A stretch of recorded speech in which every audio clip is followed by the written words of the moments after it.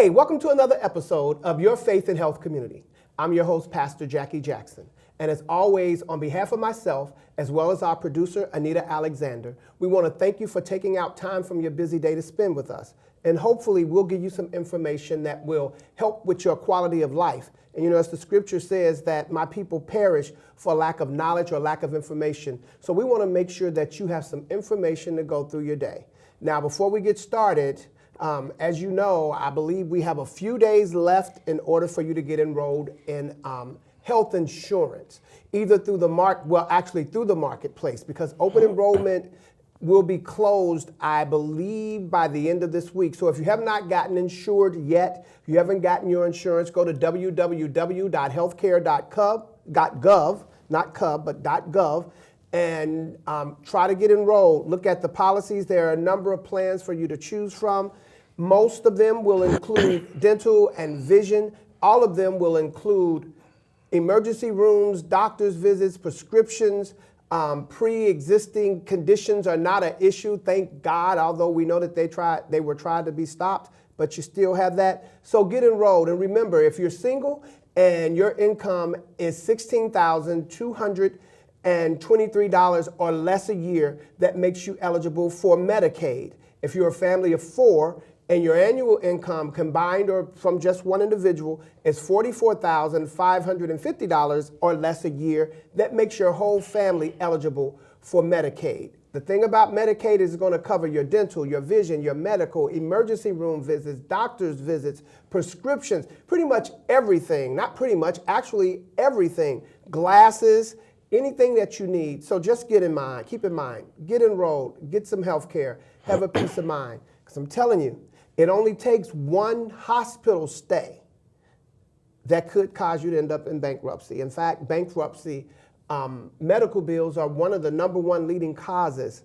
for bankruptcy in America. I'm not going to keep pushing that. You've heard me do it for 3 years now, so you should know to get enrolled. Just do it. Have a peace of mind. I'm also awesomely happy about today. We have two people here. They're my co-workers. Well, one is my boss, and the other one is my co-worker. But you know Pastor Peterson Mingle, who is the pastor of Christ Temple that is on Durrell in Evanston.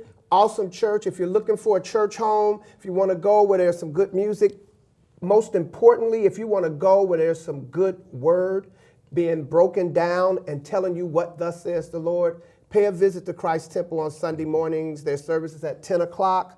I believe at 10 o'clock on Sunday morning. Come out, hear Pastor Mingo. You might even get a chance to hear Elder Tony, which let me introduce Elder Tony Hill, who is a co-worker, who's my brother as well. Maybe not from the same mother, but he is definitely my brother, who is a part of the Community Outreach Advocates.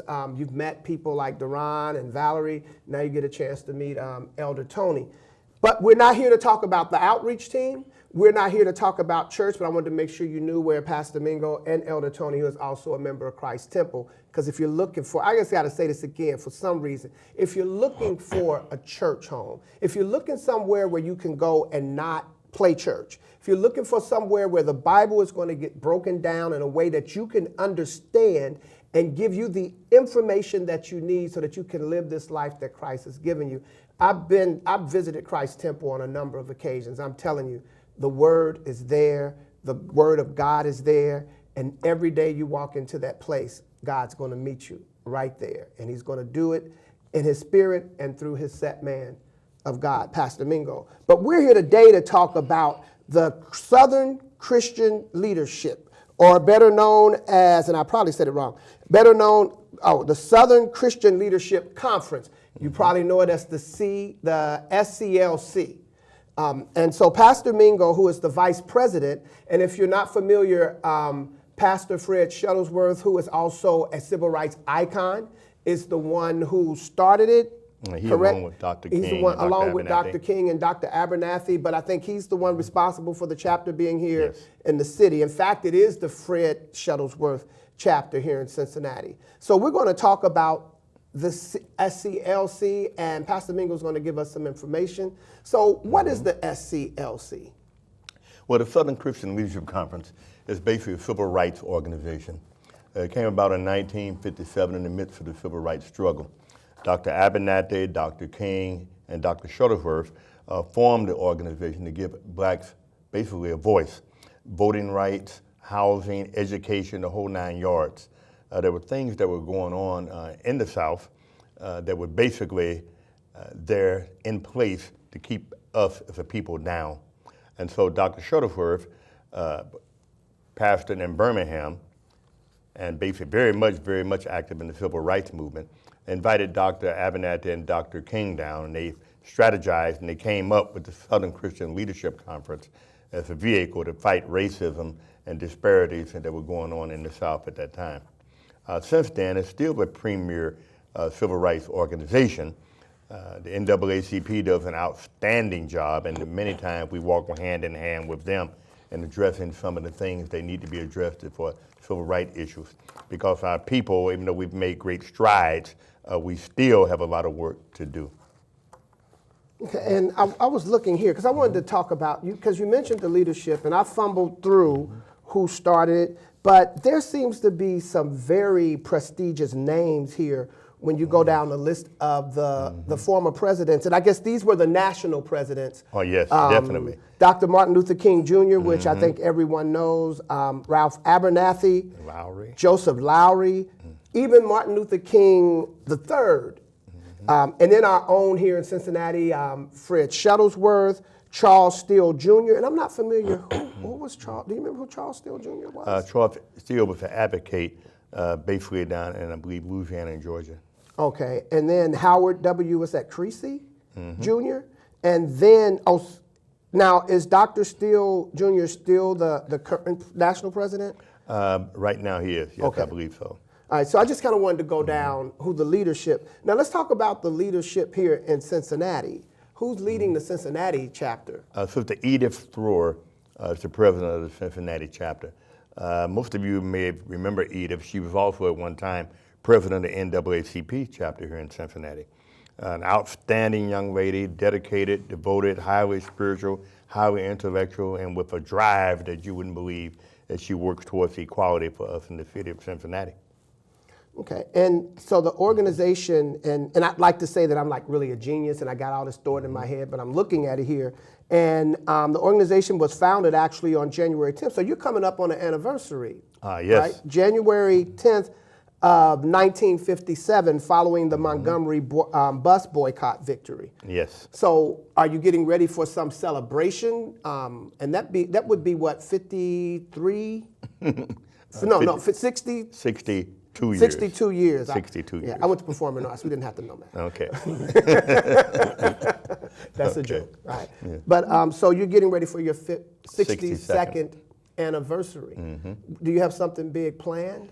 Basically, whatever we have planned, we're going to incorporate it with the program that we're having on the 1st of January, the Emancipation Proclamation Program. That's going to be held January the 1st at Greater New Light, the church founded by Dr. Shuttlesworth on North Crescent with North Shuttlesworth in Avondale. The service is going to begin at 11 a.m. And we're asking that all who come, especially ministers who come, to bring your robes. For there will be a processional at the beginning of the service as we recognize all the organizations and all the churches that are going to be basically participating. The year of 2019 holds a lot of significance for African Americans. For it was 400 years ago in 1619 that the first African Americans were brought to America. And so this right here, 400 years. You know, God deals a lot in 40s, and you know, children of Israel were basically in bondage for 400 years. And we have been here for 400 years. And so I expect great things, others expect great things that are going to be happening next year as a result of not only the prophecies, but as a result of the hard work and the movement of the SCLC along with the NAACP and other civil rights organizations, basically as we celebrate. And some say there's not much to celebrate, that we were forcibly brought here, but that's not the case. The first African Americans who were brought here were not brought here by force. And so we have a tradition, we basically have a stake in this country. We are sure partners in everything that goes on here. Matter of fact, we might as well say we built this country. You know, and we are the ones who basically are not benefiting from what we built. So we ask that we just come out, join hand in hand, and celebrate on this great occasion on the 1st of January, 11 a.m. at the Greater New Light Baptist Church on Shuttlesworth Drive in Avondale. And that's going to be January 1st. January At 1st. what time? 11 a.m. At 11 a.m. And I'm sure that Anita will get that information up. So later on it'll appear so that you can get out and join. Said that if you're a minister and you're coming, they're asking that you bring your robe. Now, one thing I know about you, Pastor Mingle, from working with you is that you pretty much are a historian about a little bit of everything, because when you think about the stuff that we hear Pastor Mingle, and not only brings it up after he says it, then he goes on and he pulls it up for you so that you can see that it's not that it's not just something that he's saying. So I want to ask a question with the Christian leadership with the Christian Leadership Conference. There was also a civil rights organization called SNCC, right? And I want to ask, because I know that the leadership conference, the Southern Christian Leadership Conference, is still going on. I know SNCC was ceased to exist around '76, but I want to know, there was a comment or something that SNCC had, and I think there was an issue where, I don't want to call it an issue, I hate to say it that way, but I guess with the conference, here it was, the Southern Christian Leadership Conference is an African American. That's not it.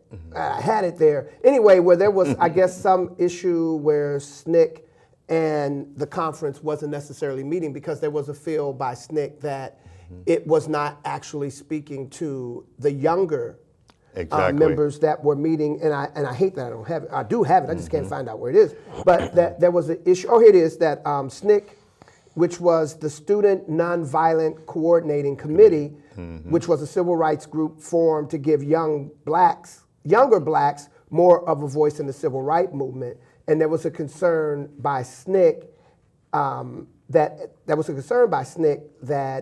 the SCLC, led by Martin Luther King Jr., was out of touch with younger blacks who wanted the movement to make faster progress. And that's November 12th. Well, that's skip that out. Yep. But so where, even though SNCC doesn't exist, now with the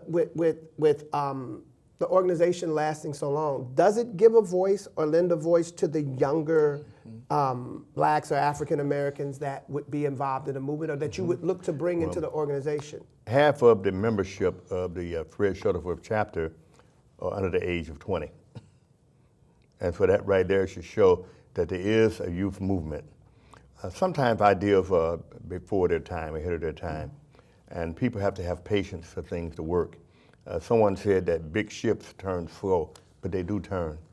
And as a result of our patience, the result of us looking at what we have to do, basically breaking it down, dissecting, and working it instead of rushing in. Sometimes we rush in and we suffer consequences. But the SCLC has been very patient about moving youth into the premier positions in the organization. And the voice that the youth have now is louder than any other organization of this kind in the country. So I like the phrase "big ships turn slowly." Sounds like a naval reference. No, but it does. Sometimes Marines get tired of waiting on the ships to turn. Yeah, don't we all? But I just kind of want to jump. So that's pretty interesting. I wanted to bring that up because, a lot of people.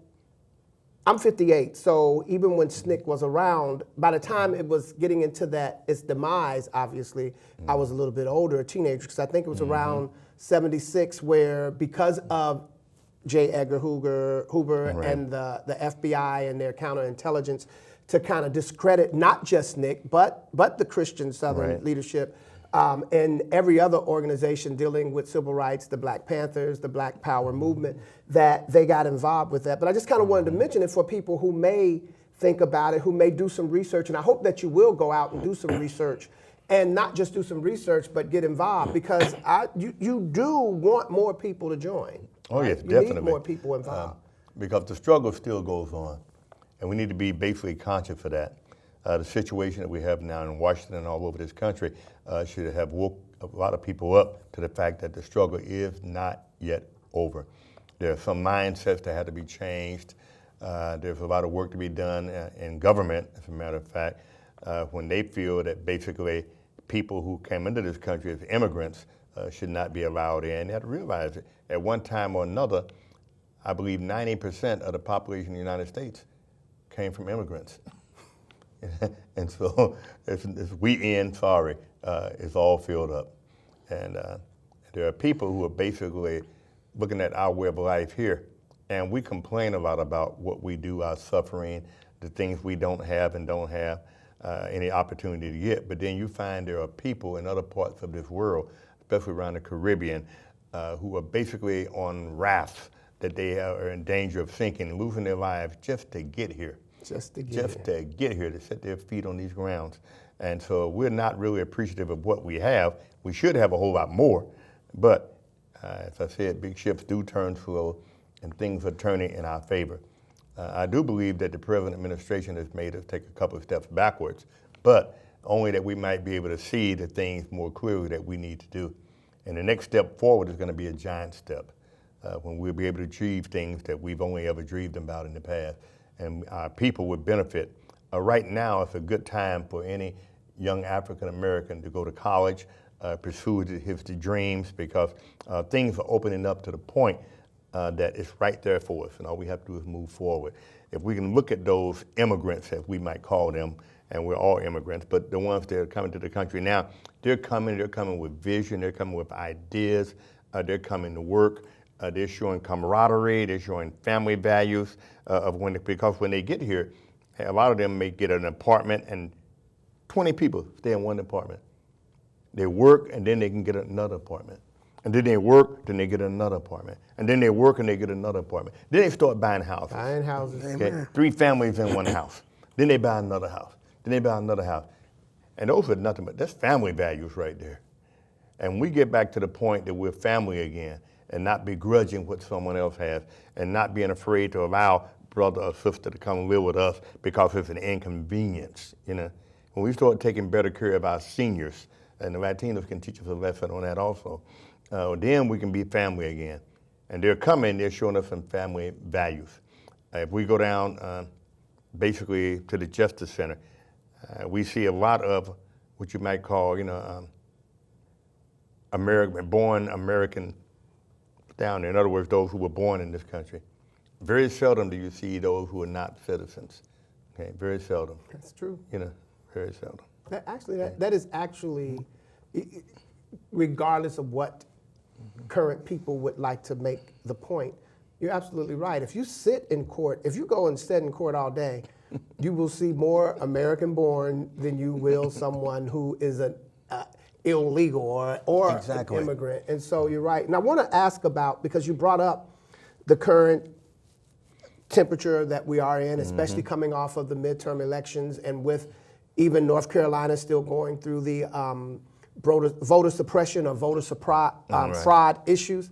So I want to talk about that and the connection of the SCLC and the Selma voting rights movement in Montgomery. But before I do that, I want to switch over here to Elder Tony Hill, who is the chaplain. One of the chaplains, or are you the chaplain? One of the chaplains for the Southern Christian Leadership Conference. So thanks for being on the show. Thank you for having me.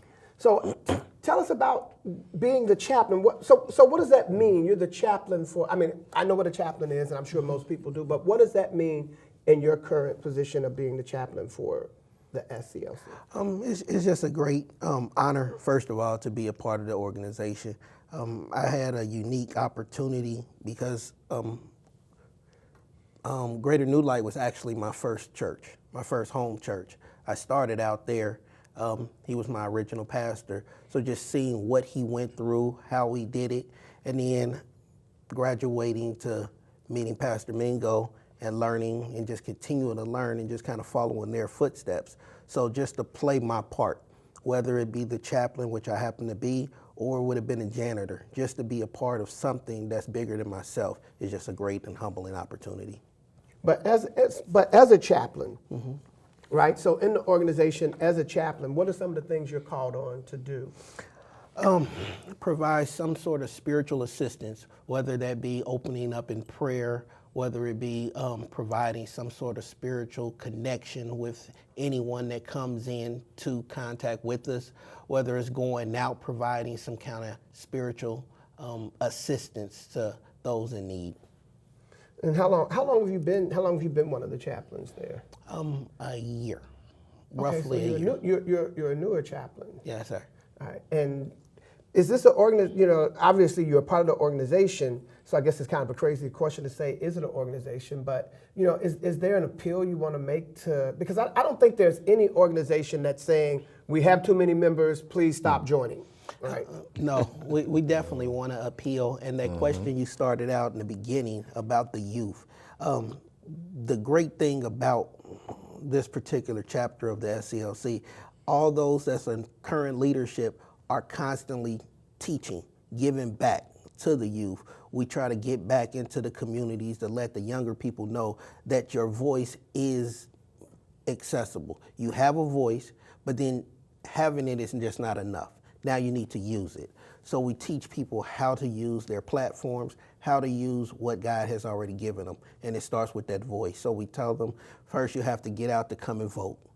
Now, once you vote, that's not the end of it, and it's definitely not a older person per se situation, because life is going to continue on and life is going to continue to happen.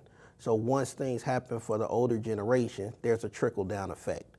So we try to teach everybody there's always somebody behind you, so we want to keep that train going so that the next generation can have things a little bit better than we did. Okay, so, and that's good. I'm glad you doubled back to the youth, and even going back to where I even brought up SNCC, because I think that sometimes with our youth, and actually, unfortunately, sometimes, you're more a progressive thinker in terms of being older leadership. Not calling you old, but you're what, 69? Yes. So, and look good for 69. Thank you.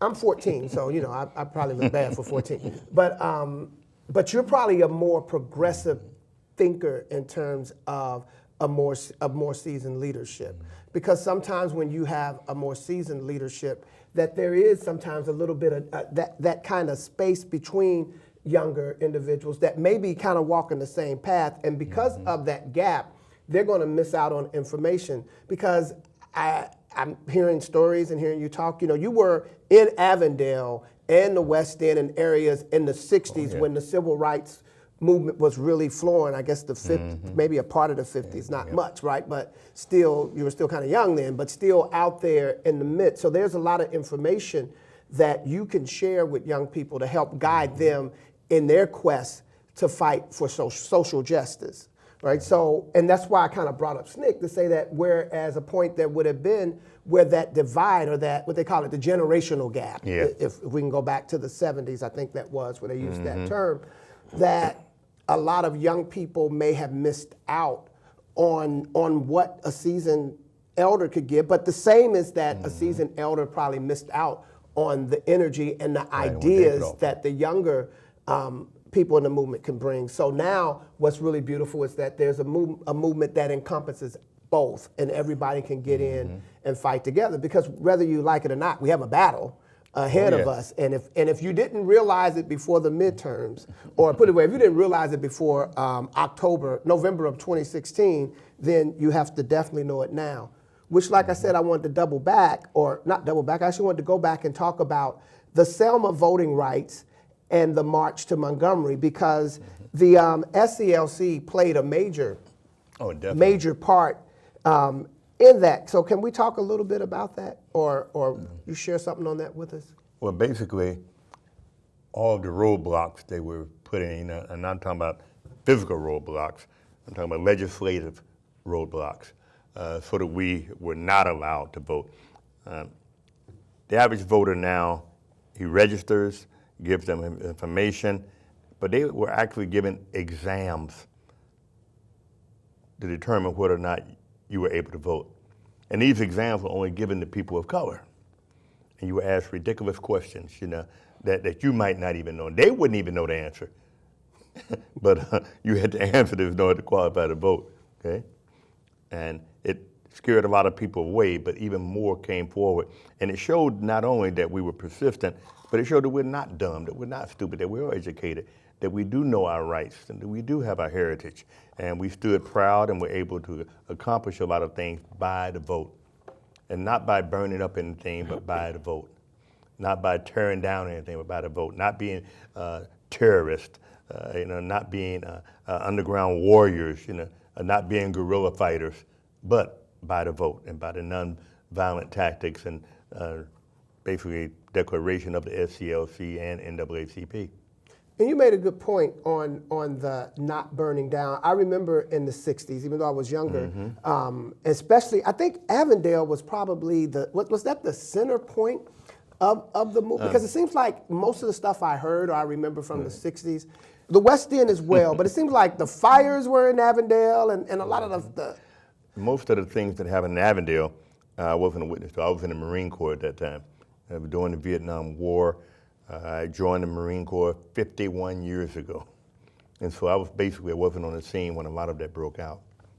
But I do know Avondale was probably one of the focal point, or one of the focal neighborhoods. So what did the SCLC, we're just coming out of the midterms, right? So obviously that's voting, that's the election, it's trying to get politicians, people in the seats that are going to work toward, I'm going to say our effort. We know that there are many that were working towards something that did not benefit us and definitely wasn't designed for us. But what did the SCLC do this past election? Were you all involved in the election in any way? Definitely. Mainly, we decided to go out after the unregistered voters. Okay, those who didn't care one way or another, showing them that they should care one way or another. And I think basically the elections this year have shown that there has been an awakening in our communities because the nonchalance attitude and the things are not going to change that got the present regime in office is basically something that we have to be very conscious of, and we no longer can stand on the sideline being spectators. We have to get into the game. And so the SCLC basically has a voters' rights movement going, and we're also registering more voters than you can ever imagine because the power of the pen is something that we can't ignore. So real quick, because we have a couple of minutes, if someone wants to get involved or they need to get more information, they want to reach out to the SCLC, how do they do that? Right now, you would get in touch with the SCLC. We're located in our building, the Village, at 3060 Durrell 45207 in Evanston. Also, we meet every fourth Monday, and we'll be having a special meeting this coming Monday at our building where we'll be discussing the Emancipation Proclamation service as well as activities for the remainder of the year as we go into 2019, celebrating the fact that we've been here 400 years. 400 years. So we'll also make sure that you have the information that'll be up on the screen so that you know how to reach out to get involved. You can call and get information on membership or anything of that nature. Get involved. Listen, if you don't get involved and you sit on the sideline, then don't complain when stuff don't work out the way that you think it should work out. If you're not willing to put some skin in the game, then don't complain when the game doesn't go the way that you want it to go. Listen, again, I'm Pastor Jackie Jackson. We want to thank you again for tuning in to your Faith and Health community. Until the next time we meet together, stay faithful and please stay healthy.